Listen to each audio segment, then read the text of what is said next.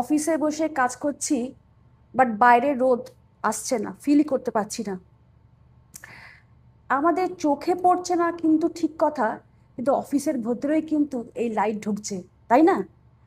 এই জন্যই আমাদের কি হয় জানেন তো, এই রেসটা যখন আমাদের অফিসে এসে পড়ে, তখন কিন্তু খুব সাইলেন্টলি বা খুব পারফেক্টলি বা খুব স্লোলি বলতে পারেন, বা কোয়াইটলি আমাদের স্কিন ড্যামেজ হয়। কাচের মাধ্যমেও কিন্তু অফিসে এই রোদ ঢোকে। এই সানলাইটের ফলে আমরা সানবার্নটা কিন্তু অফিসে ফিল করতে পারি না, কিন্তু স্কিন ড্যামেজ হয়। এর কারণেই হয় কি, আমাদের pigmentation, hyper pigmentation, premature skin, আর হয় প্রচণ্ড ট্যানিংয়ের সমস্যা।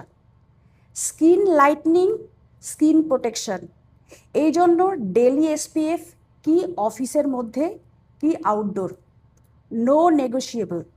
Skin will be thank you.